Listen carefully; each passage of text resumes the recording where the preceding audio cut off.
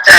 এই বিশ্বাসঘাতকতা, এই বিশ্বাসঘাতকতা মাননীয় স্পিকার, এই রাষ্ট্র আর সইবেরা, আপনারাও সইতে পারবেন না। বিশ্বাসঘাতকতার মূল্য এই দেশে আবার দিতে হবে আপনাদেরকে।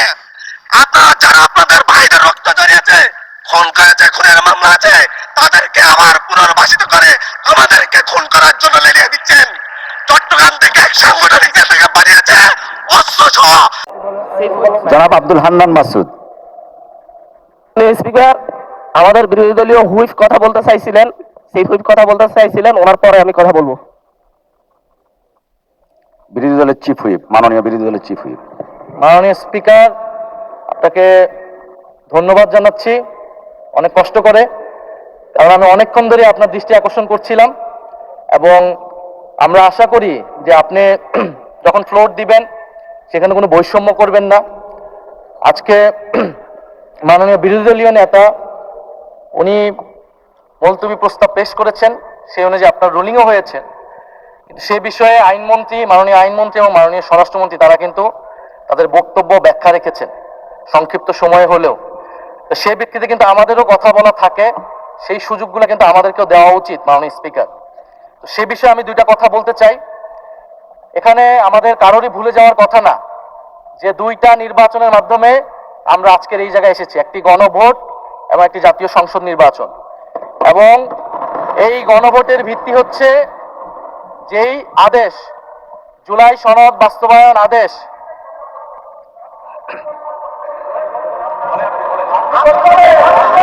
আপনি বলেন। মাননীয় সদস্য, আপনি বসুন দয়া করে, বসুন দয়া করে। জি চিফ হুইপ, আপনি আবার বক্তব্য সমাপ্ত করেন। ধন্যবাদ মাননীয় স্পিকার, তাহলে আমরা আর এখানে না থাকি, আমরা তাহলে আর দরকার নেই। মাননীয় চিফ হুইপ, আপনার মাইক অন আছে, প্লিজ ডু কন্টিনিউ। মাননীয় স্পিকার, আমাদের বক্তব্যটা হচ্ছে খুবই সুস্পষ্ট, যেখানে বারবার বিভিন্ন বক্তব্যে আমাদের যে গণভোট হয়েছে, গণরায় হয়েছে, গণভোটের আদেশ ছিল, সে আদেশকে অমান্য করা হচ্ছে, সে আদেশকে অসাংবিধানিক বলা হয়েছে। যার ভিত্তিতে আমরা এখানে এসেছি সেটাকে মাননীয় বলা চিফ হচ্ছে। হুইপ, আপনার স্পেসিফিক কিছু থাকলে বলেন, আর না হলে স্পেসিফিক ভাবে আপনাকে বলছি। ফ্লোর দেওয়া হয়েছে। মাননীয় স্বরাষ্ট্রমন্ত্রী তার বক্তব্যে বলেছেন সংস্কার কমিটি করার প্রস্তাব এনেছেন। ধন্যবাদ, এইটা ম্যাটারটা রিজলভ হয়ে গেছে। এই নিয়ে এটা বলতেই পারেন না, কারণ আমরা গণভোটের আদেশে গণভোটে অংশগ্রহণ করে সবাই আজকের এই জায়গায় এসেছি।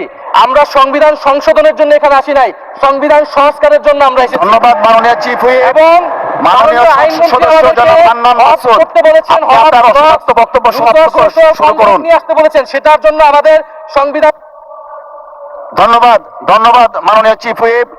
জাতীয় সংসদের মাননীয় সদস্য, নোয়াখালী ৬ আসন থেকে নির্বাচিত জনাব আব্দুল হান্নান মাসুদ, আপনি আপনার অসমাপ্ত বক্তব্য সমাপ্ত করুন।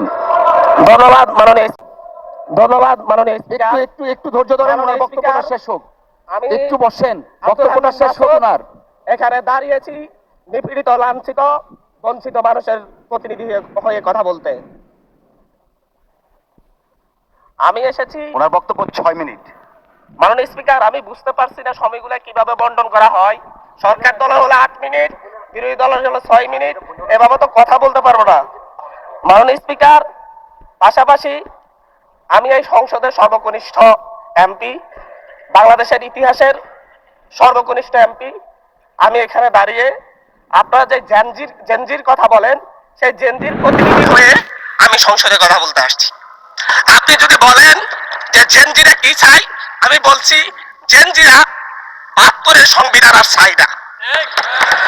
আপনি যদি বলেন জেনজিরা কি চাই, আমি বলতে এসেছি জেনজিরা এটাই চাই, স্বাধীনতার ৩০ বছর পরে জন্ম নিয়ে আমার মতো যারা সন্তানরা রয়েছে তারা এখানে ভোটাধিকার পায় নাই, তার জবাব চাই।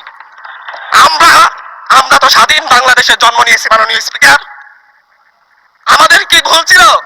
আমরা তো নতুন মানচিত্র পেয়েছি, আমরা তো নতুন পতাকা পেয়েছি, আমরা নতুন সীমানা পেয়েছি। আমাদের পূর্বপুরুষরা 1971 সালে রক্ত দিয়ে আমাদের জন্য একটি নিরাপদ বাংলাদেশ গড়তে চেয়েছেন, কিন্তু আমরা কি সেই নিরাপদ বাংলাদেশ পেয়েছি?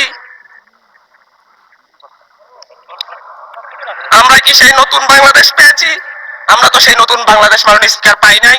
71-এ 30 লক্ষ মানুষ শহীদ হয়েছে, জীবন দিয়েছে, তাদের পরবর্তী সন্তানরা যেন নিরাপদ বাংলাদেশে ভোটাধিকার পায়, যেন রক্ষী বাহিনী না হয়, যেন ভোটাধিকার পাই, যেন আবার দুর্ভিক্ষ না হয়।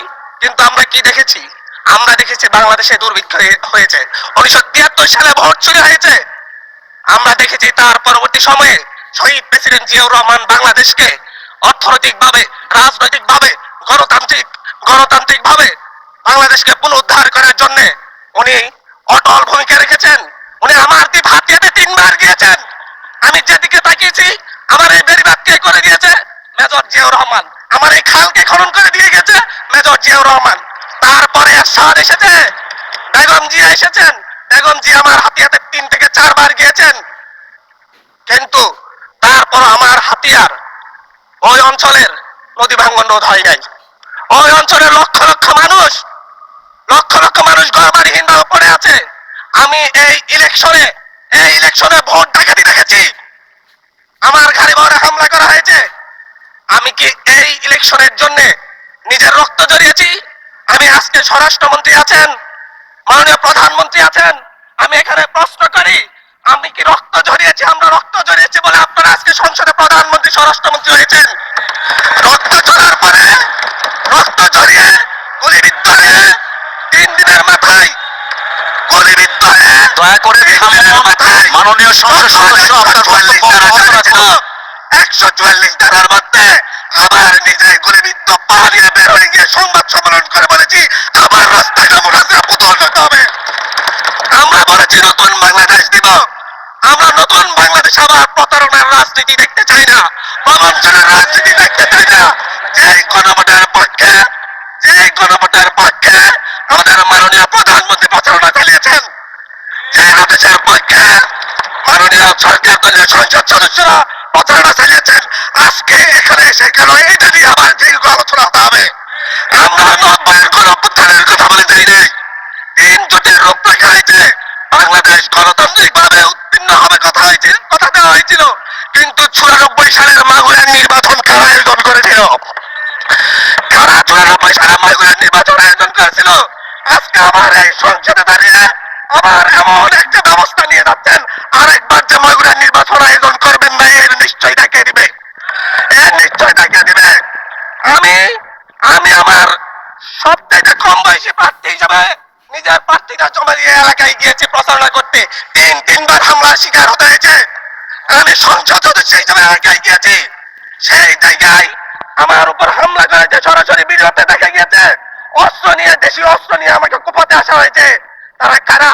ওরা তো তারাই যাদের প্রত্যেকের হাতে বিএনপি দলীয় নেতা কর্মীদের রক্ত লেগে আছে, প্রাণ লেগে আছে। এই বিশ্বাসঘাতকতা মাননীয় স্পিকার, এই রাষ্ট্র আর সইবেরা, আপনারাও সইতে পারবেন না।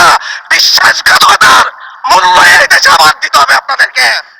আপনারা যারা আপনাদের ভাইদের রক্ত জড়িয়েছে, খুন করেছে, খুনের মামলা আছে, তাদেরকে আবার পুনর্বাসিত করে আমাদেরকে খুন করার জন্য লেলিয়ে দিচ্ছেন। চট্টগ্রাম থেকে এক সাংগঠনিক নেতাকে বানিয়েছে অস্ত্র সহ আমাদের লোকজনের উপর হামলা করতে। ভোটের দিন সকালবেলা থেকে প্রত্যেকটা ভোট কেন্দ্রে অস্ত্র দিয়ে মহড়া দিয়েছে। 30টা ভোট কেন্দ্রে এনসিপির প্রার্থী, বিএনপি 2জন বিদ্রোহী প্রার্থী সহ কারো এজেন্টকে ঢুকতে দেওয়া হয় নাই। এটার জন্য কি আমরা আমাদের রক্ত জড়িয়েছি? মাননীয় স্পিকার, ইলেকশনের একদিন পরে আমাকে আর 1 মিনিট বাড়িয়ে দিবেন মাননীয় স্পিকার, 1টা মিনিট। মাননীয় স্পিকার, ইলেকশনের পর দিন এক নারী অভিযোগ করেছেন, এক নিরীহ নারী, ওনাকে ধর্ষণ করা হয়েছে শুধুমাত্র সাপলাগড়িতে ভোট দেওয়ার কারণে। 1 ঘন্টার মধ্যে